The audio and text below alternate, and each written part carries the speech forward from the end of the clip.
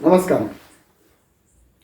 ప్రపంచవ్యాప్తంగా అమెరికా ఎగదోసిన ఈ సుంకాల యుద్ధం ఏదైతుందో టారిఫ్ వార్ ఎంతవరకు పోతుంది అనేది ఒకసారి ఆలోచన చేస్తే, ఇది పెద్ద ఎత్తున దోనో లడేతో తీనో కా ఫాయిదా హోతా అన్న సామెత ప్రకారం మనకు భారత్కు లాభిస్తుందేమో నేను అనుకుంటున్నాను.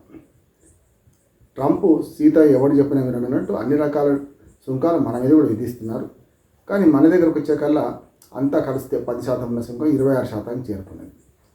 కొన్ని దేశాలు 30%, 40% ఇట్లా చేరుకున్నాయి. వియత్నాం మీద కానీ ఇతరత్ర దేశాల మీద. కానీ అన్నిటికంటే ఎక్కువ సుంకాలు విధించింది అమెరికా చైనా మీద. చైనాలో ఇది వేలంపాట రాజకీయాలాగా వేలంపాట టారిఫ్ యుద్ధం వాళ్ళ 145% సుంకాలను విధిస్తూ చైనా మీద చర్య తీసుకుంది. మిగతా అన్ని దేశాల మీద పాత టారిఫ్లే కొనసాగుతాయి ఇప్పటి వరకు అని 90 రోజుల టైం ఇచ్చింది. ఆ పాత టారిఫ్లు కూడా చైనా మీద విధించినంత ఎక్కువ లేదు. అంటే ఒక సులభంగా అర్థం చేసుకునే విషయం చెప్పాలంటే, చైనాలో ఒక ₹100 వస్తువు తయారైతే, డాలర్లు కూడా చెప్తాను నేను, రూపాయలు చెప్తే అర్థమవుతుంది. ₹100 వస్తువును చైనా కనుక అమెరికాకి ఎగుమతి చేస్తే ఆ 145 కలుపుకొని ₹245 అవుతాయి అప్పుడు. అంటే సుమారు సగం కంటే ఎక్కువ, అంటే 1.5 రెట్ల, 150 రెట్లు వరకు చెప్పాలంటే. అంటే 150%, అంటే 100 ఉంటే 250, 45 అంటే దాదాపు 250 అనుకోండి పడుతుంది. దీనివల్ల ఏమవుతుందంటే ₹100 వస్తువు ₹250 వాళ్ళు అమెరికా వాళ్ళు కొనుక్కోవాల్సి వస్తుంది చైనా నుంచి. అదే వస్తువు ఇండియాలో ఈ 30% టారిఫ్ లెక్క పెట్టుకున్నా కూడా ₹100 ₹130 దొరుకుతుంది వాళ్ళకు. అంటే ఆల్మోస్ట్ సగం తేడా ఉంటుంది. అంటే సుంకాల బారిన పడ్డప్పుడు చైనా వస్తువు అమెరికాకి వెళ్తే ₹100 వస్తువు ₹250 అయితే, మనది ₹100 వస్తువు ₹130 దొరుకుతుంది వాళ్ళకి. కనుక అప్పుడు ₹130 ఇండియా వస్తువును వాళ్ళు ఆదరిస్తారు కదా. ఇప్పటికే ట్రంప్ కొంత సమయస్ఫూర్తితో మన దగ్గర ఏదైతే ఫార్మా కంపెనీ ఉత్పత్తుల మీద పన్నులు పెంచలేదు. అది వాళ్ళకి అవసరం కూడా. ఎందుకంటే నేను మొదటి నుంచి చెప్తున్నాను, అమెరికాలో ఒక ఫార్మా కంపెనీ పెడితే అక్కడ విధ్వంసం జరిగితే అది పర్యావరణాన్ని నష్టం చేస్తుంది. కనుక అక్కడ పరిశ్రమలకు, అంటే ఫార్మా పరిశ్రమలకు వాళ్ళు అనుమతించరు. కనుక అనుమతించిన పరిశ్రమ అక్కడ పెట్టాలంటూ కూడా ఏళ్ళు పూలు పడుతుంది. వెంటనే ఒక సంవత్సరంలో 6 నెలల్లో పరిశ్రమ స్థాపించలేదు. రెడీమేడ్గా ఉన్న వస్తువును కొనుక్కోవడం ఈజీ. అట్లాగే ఫార్మా ఉత్పత్తుల మీద, ఇండియా ఫార్మా ఉత్పత్తుల మీద చాలా అమెరికా ప్రజలకు చాలా విశ్వాసం ఉంది. ఒక ఓన్లీ ఎన్ఆర్ఐలు కాదు, ఇతర దేశాల వలస వచ్చిన వాళ్ళే కాదు, అమెరికా ప్రజలు వాళ్ళు కూడా తప్పనిసరి ఈ ఫార్మా రంగంలో ఇండియా ఉత్పత్తులను వాళ్ళు ఆదరిస్తున్నారు. వాళ్ళ నమ్మకం ఉంది. దాన్ని మళ్ళీ కొత్తగా అక్కడ పరిశ్రమలు పెట్టుకునే అవకాశం ఉన్నా కూడా పెట్టుకోరని అనుకుంటున్నాం. అలాగే ఐటీ ఉత్పత్తుల మీద కూడా ఇక్కడ లేబర్ తక్కువ కనుక ఐటీ ఉత్పత్తుల్లో కూడా అక్కడ కనీసం 4 పెట్టుకుంటే, ఇక్కడ 4 పెట్టుకుంటే ఇండియాలో అక్కడ 2 కూడా పెట్టుకోలేరు. అంటే సగం కంటే ఎక్కువ, ఒక్కోసారి 1 కూడా పెట్టుకోలేరు వాళ్ళు. కనుక ఆ రకంగా కూడా లేబర్ విలువ తక్కువ. అన్నిటికంటే చైనా కంటే మన దగ్గర లేబర్ విలువ తక్కువ.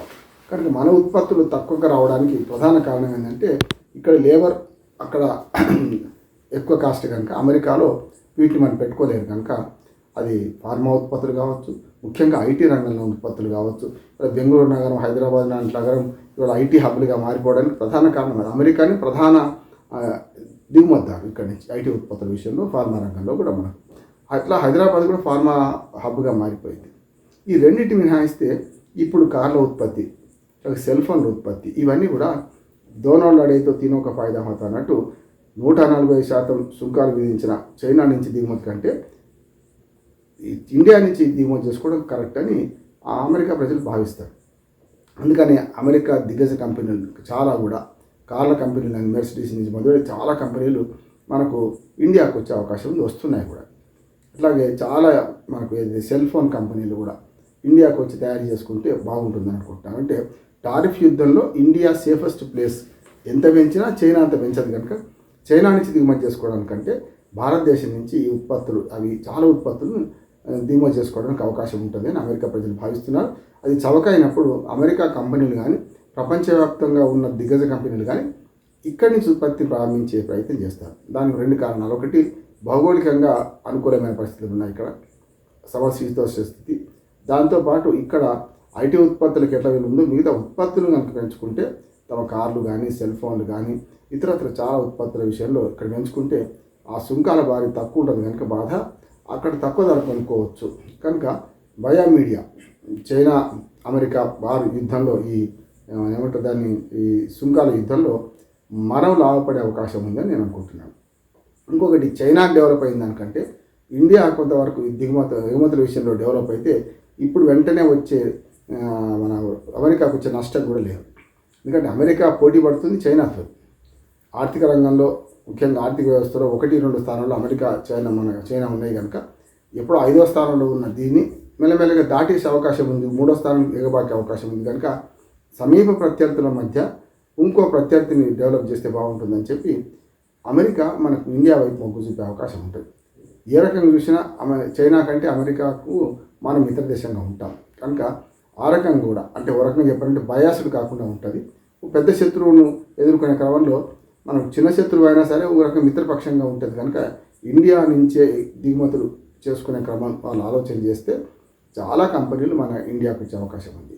ఇండియా కొంత నష్టం ఉంది, ముఖ్యంగా వ్యవసాయ ఉత్పత్తులు కొంత మనకు మన ఇతరత్ర ఏమంటే కానీ కొన్ని మన మెషినరీ ఉత్పత్తులు వాటిలలో కొంత మనకు నష్టం ఉండొచ్చు కనుక ముఖ్యంగా వ్యవసాయ ఉత్పత్తులు, వ్యవసాయ పరిశ్రమ సంబంధించిన ఉత్పత్తుల మీద కొంత నష్టం జరుగుతుండొచ్చు. కానీ ఈ లాభంతో పోల్చుకుంటే అది పెద్దగా ఉండదని నేను అనుకుంటున్నాను.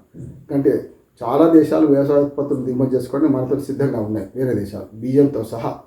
కనుక వాటిని వేరే తీసుకుంటే మనకు అమెరికా మనకు ఏదైతే ఆఫర్ ఇస్తుందో దానిలో నేను చెప్పిన సెల్ ఫోన్లు, కార్లు, ఇతరత్ర చాలా ఉత్పత్తులు, చైనాలో జరుగుతున్న అన్ని ఉత్పత్తులు మన దేశంలో మనం ఉత్పత్తి చేయగలుగుతాం, చైనా కంటే తక్కువ ధరకు ఉత్పత్తి చేయగలుగుతాం.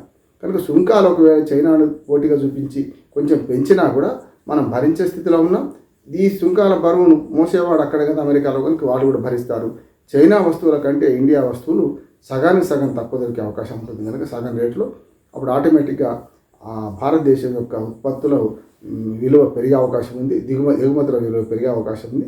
దాని ద్వారా వాళ్ళిద్దరి మధ్య యుద్ధం దోనోరాడితో భారతదేశానికి చైనా అమెరికా పోటీలో భారతదేశం లాభపడే అవకాశం ఎక్కువ ఉందని నేను అనుకుంటున్నాను. నమస్కారం.